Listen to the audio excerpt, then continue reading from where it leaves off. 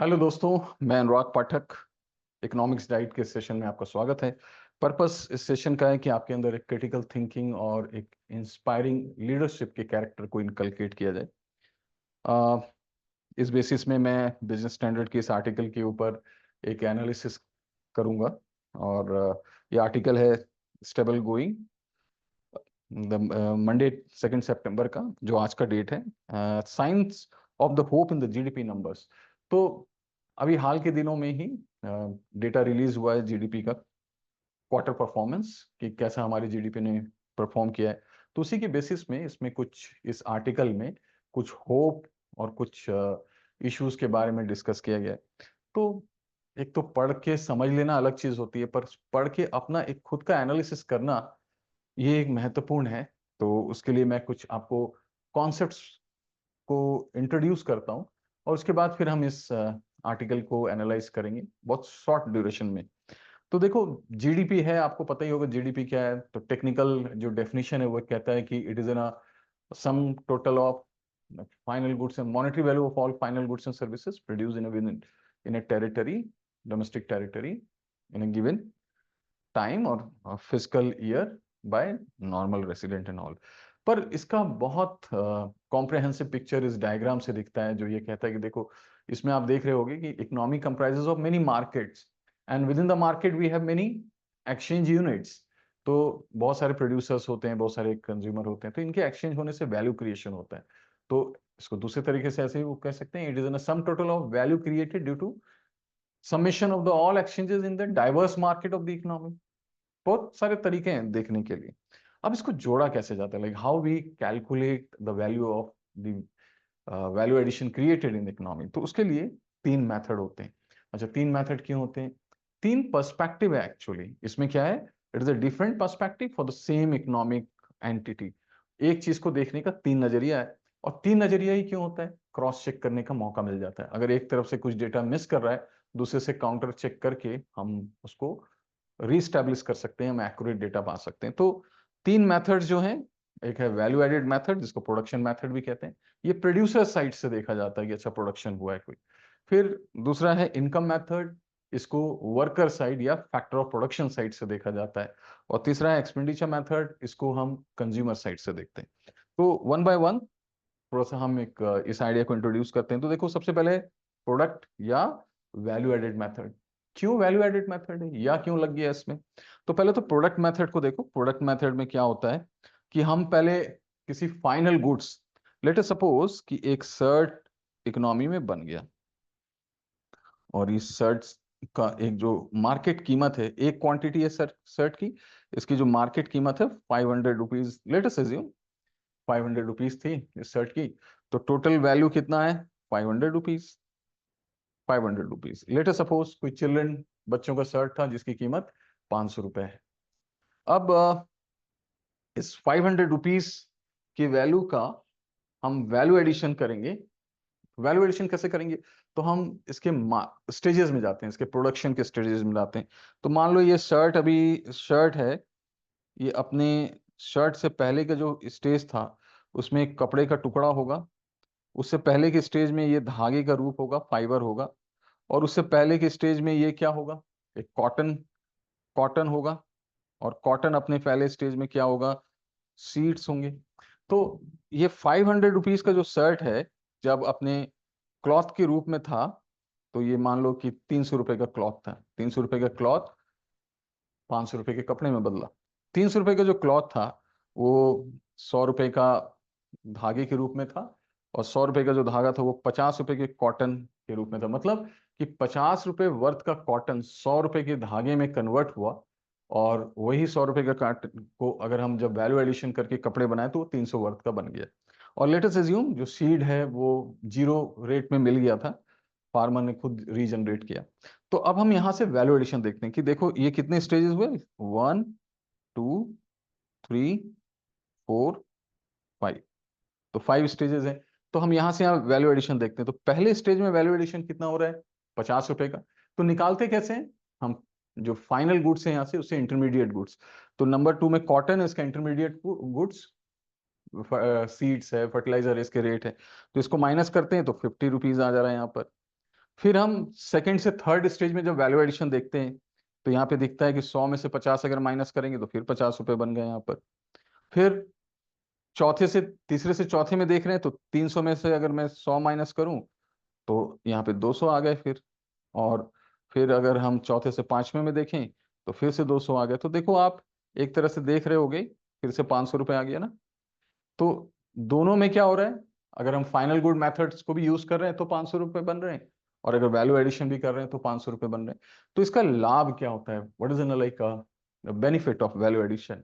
एक तो ये डबल काउंटिंग को रोकता है, और डबल काउंटिंग जब रुक जाता है ना तो एक्यूरेट जीडीपी का डेटा जनरेट हो जाता है, लाइक आइडिया मिल जाती। नहीं तो क्या होगा, डबल काउंटिंग मतलब एक ही प्रोडक्ट, जैसे कॉटन है, कॉटन के वैल्यू को हम 2-3 स्टेजेस में भी जोड़ देंगे ना तो जीडीपी बड़ा होकर के दिख रहा होता है। और इसीलिए वैल्यू एडिशन मेथड को ज्यादा हम वेटेज देते हैं। ये एक्यूरेसी के ऊपर बेनिफिट, मतलब सही मायने पे डेटा प्रोवाइड करता है।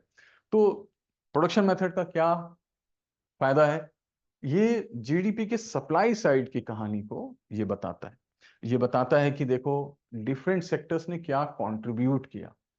तो इसलिए इस सेक्टर्स में हम इकोनॉमी के सब सेक्टर्स के परफॉर्मेंस को भी ज्ञात कर सकते हैं, एनालाइज कर सकते हैं। अब चलो एक दूसरा हम पर्सपेक्टिव देखते हैं, इनकम मेथड।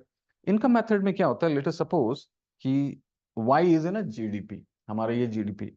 अब आपको पता होगा कि जब भी कोई चीज प्रोड्यूस होता है तो उसमें फैक्टर्स ऑफ प्रोडक्शन लगते हैं, लैंड, लेबर, कैपिटल। और जो इनके आय होते हैं, इनकम होते हैं, उनको rent, interest, rent, wages, interest और नॉर्मल प्रॉफिट कहा जाता है। तो let us suppose rent plus wages. अच्छा, वेजेस क्यों बोलते हैं, सैलरी मिलती है ना। तो क्योंकि जो इकोनॉमिक्स के कॉन्सेप्ट है ना बहुत पहले इवॉल्व हुए, तो वही है। अब आज के समय में आप उसको सैलरी भी कर सकते हो, पैकेज भी कर सकते हो किसी चीज में। Wages plus interest, interest plus interest के बाद प्लस नॉर्मल प्रॉफिट हुआ यहाँ पर, नॉर्मल प्रॉफिट। अच्छा देखो ये भी बड़ा इंटरेस्टिंग चीज है। इससे क्या होता है कि इकोनॉमी में जीडीपी के रेस्पेक्ट पे जो इनकम जनरेट होता है उसकी हम डिस्ट्रीब्यूशन एफिशिएंसी को देखते हैं। हम देखते हैं कि इकोनॉमी में जो इनकम डिस्ट्रीब्यूशन हो रहा है जीडीपी के जनरेशन से। अब देखो यहाँ पे कैसे बात है, सपोज एक कार है, किसी एक कार को प्रोड्यूस किया हमने। इस कार के प्रोडक्शन में क्या चाहिए होगा हमें, लैंड, लैंड का मतलब जमीन नहीं होती, इकोनॉमी में लैंड का मतलब होता है प्राकृतिक संसाधन, नेचुरल रिसोर्सेस। तो लैंड, लेबर, कैपिटल। कैपिटल भी पैसे नहीं होता, कैपिटल का मतलब होता है तकनीक, है ना। तकनीक का क्या मतलब होता है, विज्ञान के जो सिद्धांत है, प्रिंसिपल के बेसिस में जो कोई भी अगर हम इनपुट लगाते हैं उसको हम तकनीक कहते हैं। कैपिटल, फिर एंटरप्राइजेस। तो इनके जो कंट्रीब्यूशन है, इनका जो कंट्रीब्यूशन है, जब भी कोई कंट्रीब्यूट करता है ना इकोनॉमी में तो उसको कंपनसेशन मिलता है। तो जब कोई कंट्रीब्यूट करेगा तो उसको कंपनसेशन मिलेगा। कंपनसेशन को ही हम फैक्टर इनकम कहते हैं, जिसको कि rent, wages, interest and normal profit ये कहा जाता है। तो इनकम मेथड सबसे बेहतरीन मेथड माना जाता है, क्योंकि ये टैक्स की जो प्रेशर है उससे हटा के बताता है कि जीडीपी का क्या वैल्यूएशन है। और इसीलिए ये सबसे एक्यूरेट असेसमेंट कर रहा होता है इनकम मेथड। इनकम मेथड की एक और खासियत है कि यहाँ पे जो आय का जो बंटवारा है उसके बारे में भी एक कहानी बयां करता है। और इससे पता चलता है कि इकोनॉमी में क्या इक्वालिटी ज्यादा है कि इनइक्वालिटी ज्यादा है।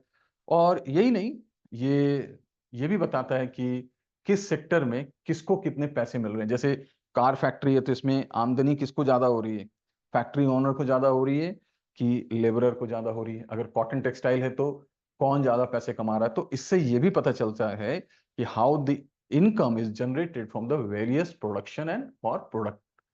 तो ये भी एक महत्वपूर्ण है, क्योंकि ये आय और वैल्यू एडिशन के बीच में, इनकम और वैल्यू एडिशन के बीच में एक सीधा और स्पष्ट, like direct and very clear relation establish कर रहा होता है।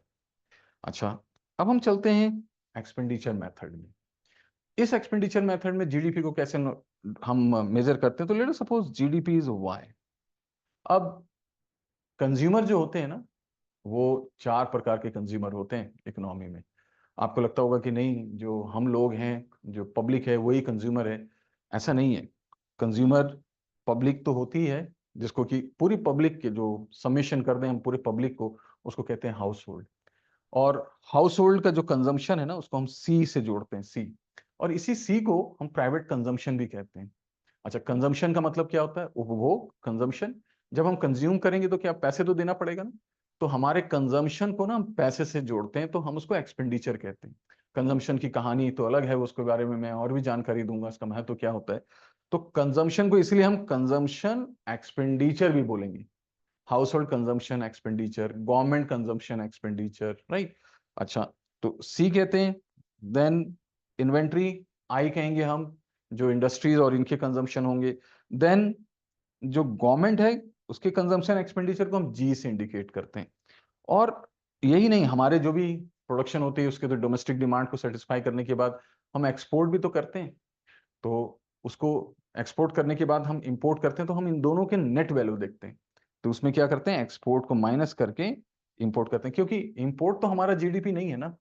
तो क्योंकि बहुत सारा प्रोडक्ट इंडिया में आ चुका है, तो वो तो हमारे जीडीपी नहीं है, दूसरे कंट्री के जीडीपी, तो इसलिए हम उसको हटाते हैं।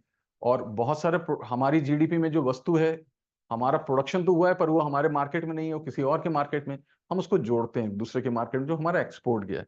तो इसीलिए इसको हम फॉरेन कंजम्पशन एक्सपेंडिचर भी कहते हैं। तो जो एक्सपेंडिचर मेथड है उसमें इन सारे कंजम्पशन एक्सपेंडिचर को देखा जाता है। तो इसमें क्या पता चलता है? इसमें पता चलता है कि इनकम तो जनरेट कर रहे हैं, उसको हम स्पेंड कैसे कर रहे हैं, इसमें खर्च कैसे हो रहा है। तो खर्च मतलब हाउस होल्ड ज्यादा खर्च कर रहा है कि गवर्नमेंट एक्सपेंडिचर से ज्यादा, मतलब कौन इकोनॉमी में जीडीपी को इन्फ्लुएंस ज्यादा कर रहा है, प्रेरित ज्यादा कर रहा है। और सोशलिस्टिक कंट्री में कंजम्पशन का जो सबसे बड़ा ग्रोथ जो लाइक इन्फ्लुएंस आता है वो गवर्नमेंट की तरफ से आता है। कैपिटलिस्टिक में ये सी और आई करते हैं। और जो इकोनॉमी इकोनॉमी ओपन होती है, जैसे चाइना में, वहाँ फॉरेन डिमांड आ रहा होता है। तो इसीलिए इसके सम टोटल से हम एक्सपेंडिचर मेथड से जीडीपी को असेसमेंट करते हैं। तो ये बता रहा होता है कि इकोनॉमी की जो डायनामिक्स हैं, जिसके ऊपर इकोनॉमी लाइक ट्रेंड जिसका मैनेज हो रहा होता है, उसके डिटेल को एक्सपेंडिचर मेथड बता रहा होता है। और इसीलिए एक्सपेंडिचर मेथड पॉलिसी इंप्लीकेशंस के लिए, पॉलिसी इंप्लीकेशन मतलब किस डिमांड को एक्सपेंड कराया जाए, कॉन्ट्रैक्ट कराया जाए, इसके लिए बहुत महत्वपूर्ण होता है। तो चलो, ये तो बात रही कि इनकम को, जीडीपी को हम कैसे एस्टिमेट करते हैं। ये मैंने केवल जनरल इंट्रोड्यूस किया आपको आइडिया, डिटेल हम किसी और सेशन में देखेंगे। इस बेसिस पे अब मैं आपको कुछ समरी देता हूं। तो समरी ये कह रहा है कि जो आर्टिकल है ये कह रहा है कि देखो, जीडीपी जो ग्रोथ है ना, उसमें थोड़ा सा गिरावट देखा गया है 6.7% का। हम quarter to quarter last year से कंपेयर कर रहे होते हैं, तो 6.7% है, जो कि ये बता रहा है कि लोअर है प्रीवियस क्वार्टर सेम ईयर का। और इसलिए, और यही उसके बेसिस पे ही लो नहीं है, एक उम्मीद से भी वो गिर गया नीचे। अच्छा, तो इकोनॉमी कैसा है? अच्छा, हमारी इकोनॉमी ग्रो कर रही है कि फिर अगर ग्रोथ रेट गिर गया तो हमारी इकोनॉमी ग्रो कर रही है कि हमारी इकोनॉमी कॉन्ट्रैक्ट कर रही है? तो देखो, यहाँ पे ये वर्ड यूज किया गया है, डिसलेरेशन। डिसलेरेशन क्या होता है? तो देखो, अगर ग्राफ इस तरह से है, तो ग्राफ कहने का मतलब कि अगर अगर अगर ग्राफ इस तरह से है, पॉजिटिव है, तो इस केस में आप देख सकते हो कि ओके, इस पॉजिटिव ग्राफ को आप देख सकते हैं, ये बताता है कि पॉजिटिव ग्राफ है, तो ये बताता है कि नहीं, इकोनॉमी में ग्रोथ हो रहा है। तो ग्राफ की जो पॉजिटिव ग्रोथ है उसको दो ट्रेंड से दिखाया जा सकता है। तो देखो, ये कॉनकेव, ये तो दो तरह से ग्रोथ हुआ ना, एक इंक्रीजिंग रेट और एक डिमिनिशिंग रेट, ये दो तरह का ग्रोथ है। तो हमारी इकोनॉमी में अब डिसलरेशन लग गया है, हमारी इकोनॉमी में अब एक डिसलरेट कर गई इकोनॉमी। तो इकोनॉमी बढ़ तो रही है पर घटते दर से बढ़ रही है। जैसे कि हम तेजी से गाड़ी चला रहे होते हैं, हम 100 की स्पीड में, तो गाड़ी को अगर स्लो करना है तो हम क्या करते हैं, धीरे धीरे ब्रेक लगाते हैं, तो 90 की स्पीड, 80 की स्पीड बढ़ती तो रहती है गाड़ी, पर उसमें रेट क्या है, डिसलरेट हो रहा है। तो हम ग्रो कर रहे हैं, और अभी भी हम मेजर इकोनॉमी में फास्टेस्ट ग्रोइंग इकोनॉमी है। तो डिसलरेशन है, तो खैर ये बहुत निराशा की बात नहीं है। तो अब यहाँ पर ये जो आर्टिकल है ना, ये कह रहा है कि डिसेलरेट क्यों हो रहा है। उसके पीछे जो अभी हमने देखा एक्सपेंडिचर मेथड, उसमें देखा था C+I+G, तो उसमें यही कह रहा है कि जो हमारा गवर्नमेंट स्पेंडिंग है ना, उसमें गिरावट आ चुकी थी। उसमें गिरावट कैसे आई? क्योंकि इलेक्शन ईयर था ना, तो government was not so aggressive in their their demand to materialise their demand. तो अब इलेक्शन का टाइम खत्म हो गया, तो गवर्नमेंट अपने पेंडिंग कंजम्पशन को भी मेटलाइज करेगी। तो इसलिए होप है कि हम फ्यूचर में फिर से अपने उस पाथ को पालें। दूसरा चीज, हमारा जो प्राइवेट कंजम्पशन है वो भी थोड़ा सा अपने जो ट्रेंड है उसको बरकरार रखे, और यहाँ तक कि वो ये बता रहा है, प्राइवेट कंजम्पशन मतलब सी, हाउस होल्ड कंजम्पशन है, वो ये कह रहा है कि हमारा केवल जो प्राइवेट कंजम्पशन है वो मतलब बना हुआ है, और थोड़ा सा उसका ग्रोथ भी आगे बढ़ने का मतलब जो ट्रेंड है वो बढ़ता हुआ नजर आ रहा है। किसी किसी सेक्टर में कंज्यूमर डिमांड में कुछ फ्लक्चुएशन है। अच्छा, डिमांड बहुत इंपॉर्टेंट है, कंजम्पशन और भी महत्वपूर्ण है, क्योंकि डिमांड होता है तो प्रोडक्शन को वो इन्फ्लुएंस कर रहा होता है, और कंजम्पशन होता है तो प्रोडक्शन को वो मेटलाइज कर रहा होता है, उसको फिनिश करके नए प्रोडक्शन के लिए तैयार कर रहा होता है। इसलिए डिमांड और कंजम्पशन दोनों बहुत महत्वपूर्ण होते हैं इकोनॉमी में। अच्छा, तीसरा जो इस डेटा का असेसमेंट है वो कहता है कि the continued growth momentum allows the central bank to focus on controlling inflation and wait until it is in a sustainable aligned with a 40% target. So 4% target, 4% inflation भी बना हुआ है। फूड इन्फ्लेशन हालांकि बहुत हमारे यहाँ चुनौतीपूर्ण स्थिति में है, पर ओवरऑल देखें अगर हम, तो इन्फ्लेशन का 4% बना रहना ये बहुत हेल्दी इन्फ्लेशन माना जाता है। तो इन सब आयामों पर कुछ अप्स एंड डाउन्स तो दिखते हैं, पर एक बहुत होप है, जैसे कि हमारे आने वाला जो समय है उसमें कुछ आप पॉजिटिव फिर से ट्रेंड देखोगे। तो इसी बेसिस पर मैं आपको कुछ पॉसिबल क्वेश्चंस छोड़े जा रहा हूं। आप इसके आंसर को 5 क्वेश्चंस हैं, आप इसके पॉसिबल आंसर्स को ABCD करके आप कमेंट बॉक्स में लिख सकते हैं, और वहां पे हमारी टीम आपको रिप्लाई करेगी। तो आज के लिए इतना ही है session. Thank you very much.